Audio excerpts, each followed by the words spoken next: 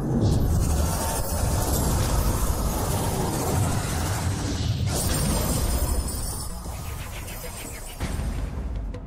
everyone, we are Rebellion and we're here at E3 2017 showing Strange Brigade, our new title.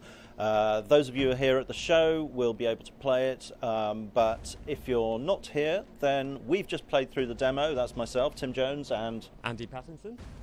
So we'll be just talking you through what we've just experienced. I guess let's just get into the gameplay. Let's do it. So the Strange Brigade are a super secret special operations group working for the British government. This is the 1930s. It's obviously a fantastical world, but they've all been selected for their extremely special abilities and prowess with guns. And Andy, what's this character here? That's her name is Gracie. Her current weapon is the shotgun, because I'm quite partial to the shotgun, I must say. Shotgun is awesome. Big fan. I'm the scholar, Professor De Quincey. Professor Archimedes De Quincey. Nice, yeah, nice. He's an Oxford scholar and archaeologist, but also a dab hand with a machine gun. Yeah, he's not bad, he's not bad. All the characters have got their own sort of, what's the word? Attributes. Yes, attributes and specialities with the weapons, and they've all got their own specific special powers, their special moves. Yes, yes. Which probably one of the key mechanics that's worth pointing out in the gameplay is that the more you inflict damage on the enemies and sustain damage, you'll fill up your amulet meter at the bottom, and when that fully fills up, well, even as over the course of filling it up, you will power up how powerful you are. So the more you do it, the more powerful you get, and then ultimately, if you fill it up fully, you'll highlight the amulet, which you can then unleash as a special power. So probably worth noting there, in the background you can also see a spinning blade trap. So there are lots of traps in the game, lots of environmental hazards you can use to kill the enemies. So if you shoot the glowing orb on the top of the trap, it'll pop up and take out a bunch of enemies at once, which is highly entertaining and effective. Yeah. The cool thing when you're in a real midst of like a huge fight, which you'll probably see a lot of later in this this playthrough, the more you do your power-ups and you unleash those attacks, it'll really quickly fill your meter again. Yes. So you can kind of chain your power-ups together, which is there we go. satisfying. Now that was mine. That's Gracie's And special. again. So you can pull an enemy towards you. Yep. Right. Doing I think well. it's time to finish him off. Oh. Nice. Oh, You're oh, low on there health we go. here. I am. Oh, you're good. I'm back, I'm back. Oh, and there was me just Oh. firing my magic into his back there. He's going down. There he is. Hey. Oh, is that's that glowing door over there? Each of the characters has the ability to open certain areas in the environment, and that one's only open to Gracie. It's aligned with her particular class. Yes. The And this, engineer, is yes, she? Yeah. engineer in this case, yeah. And so, yeah, there's going to be secret areas that each of the characters can open, so it's well worth playing through as a group, as all different characters, or if you're a single player, replaying the level so you can experience everything. Yes. And find all the treasure, because the more loot you pick up, the more you can spend it at workbenches to improve your weapons and your armory. So heading up the stairs here. Here we go, coming out into the bright And sunshine. there's a workbench just ahead of us. There we go. And what did I select? Oh, no, nothing at that point.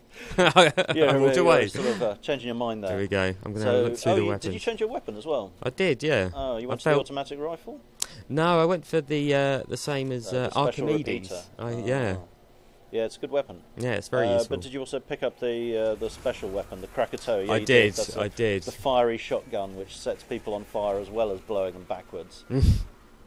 Super satisfying. Oh, there's me. I found one of my secret doors. We could move straight on, but there's actually a little secret area just down here.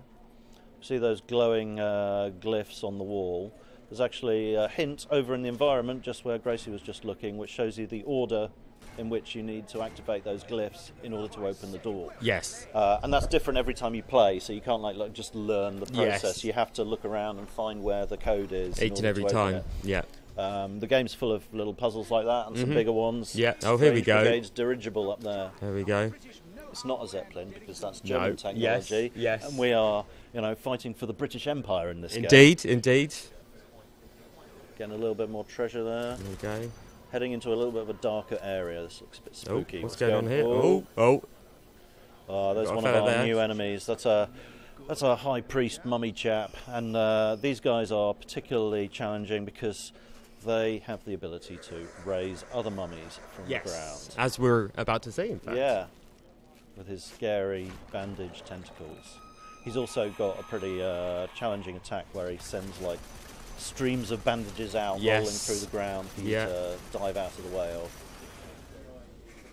Oh yes, and all characters have got throwing weapons as well, different each one. I think Gracie is that just a regular grenade? That's a regular grenade, yeah. Whereas Archimedes, the scholar I'm playing with, he's got sticky grenades, which you can stick to the environment or to enemies. Yes. And as I discovered yesterday, much to my chagrin, I threw my sticky grenade at one of the assassins that we're going to see later. Yes. And then he came barreling towards me with the grenade attached. This is going to backfire heavily. Yeah, I regretted that. Yeah. And this is the Vessel of Enlightenment, which is what we've been seeking out, Indiana Jones style in this particular part. But cutthroats. So yeah, these are the cutthroat assassins I was referring to earlier. These guys are a little bit more fast-moving than the mummies.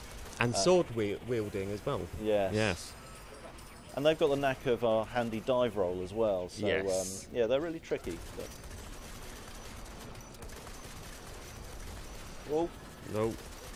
See. Yeah, so you just have to pummel them with gunfire or melee attack them until their armour comes off and eventually you wear them down.